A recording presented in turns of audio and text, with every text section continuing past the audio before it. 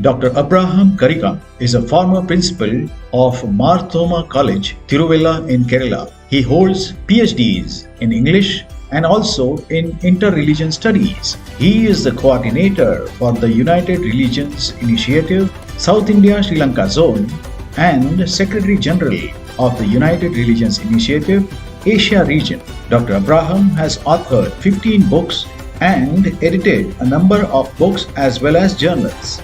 He has been a fellow traveler of Taize Community, France from his students' days.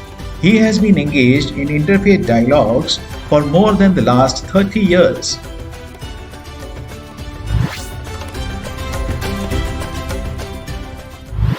Now, I am going to speak on any philosophical aspects because, as I said, I studied all the 108 Upanishads to write a PhD thesis.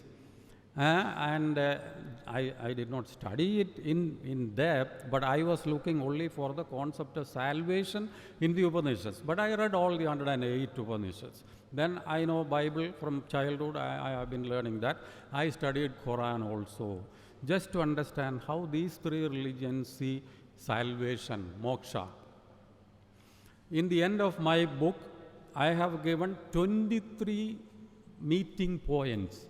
23 meeting points where these three religions meet. And then I asked, why can't we marvel on these points where we can unite? Why should we fight on the differences? Why can't we unite on these points where we are all actually one? Okay, so that is it. And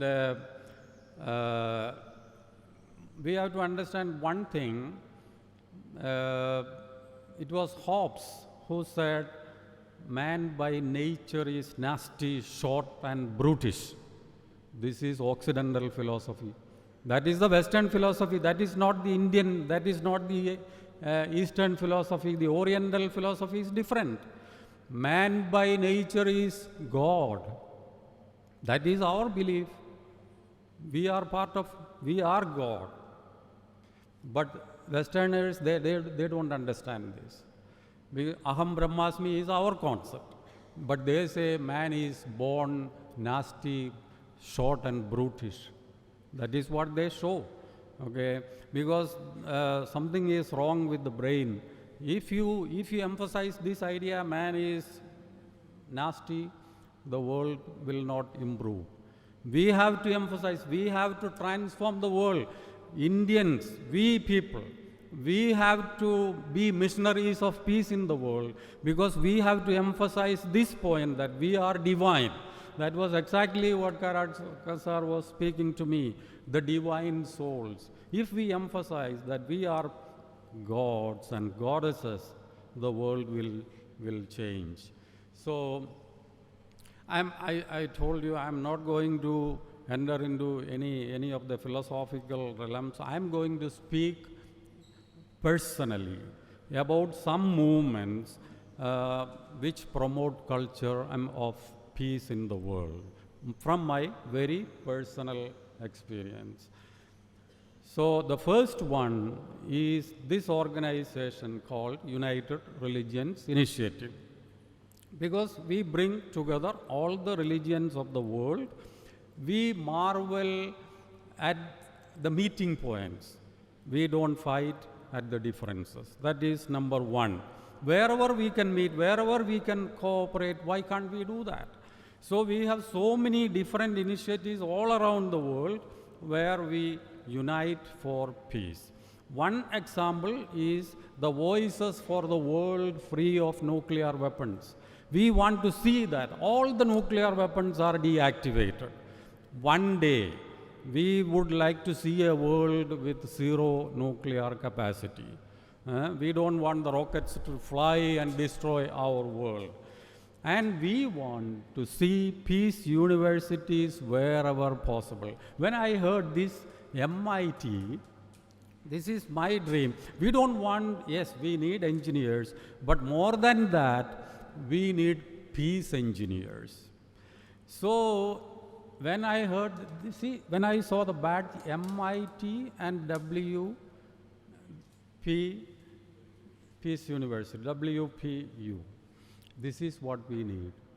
More than the other mechanical engineers, we want peace engineers today. Otherwise, the world will be destroyed. What is the use of millions of engineers with all these nuclear weapons in the world today? Why do we train our youngsters to be killed by nuclear weapons?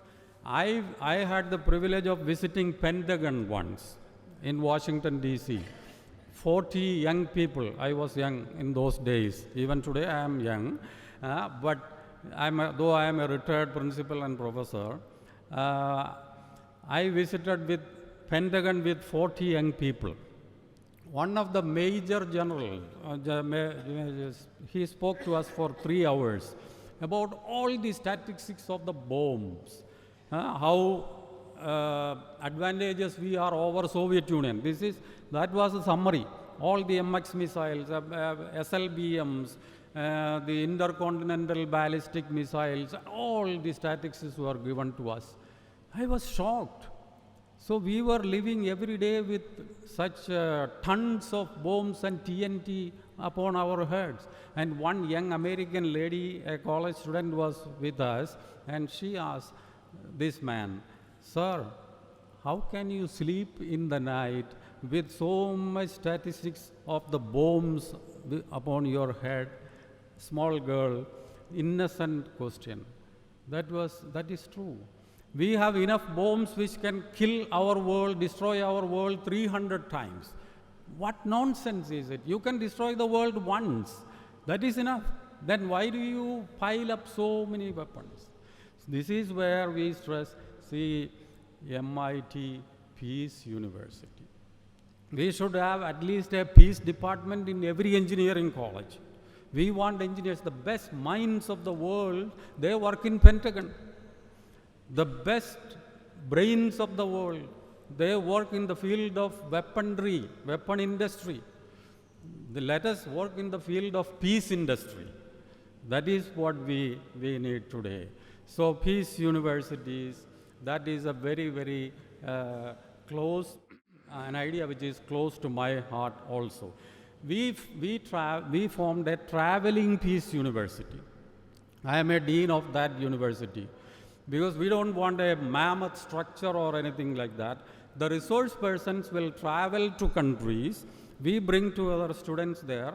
We speak to them, train them. I travel to different countries and organize peace training institutes. We call it a traveling peace academy. The academy is traveling, not the students are traveling. Okay, we go to Sri Lanka, bring all the student community there, NGOs there, we train them. That is the traveling peace academy. If we can't have universities of peace, let us have traveling peace academies. Let us go around the world and train people like that.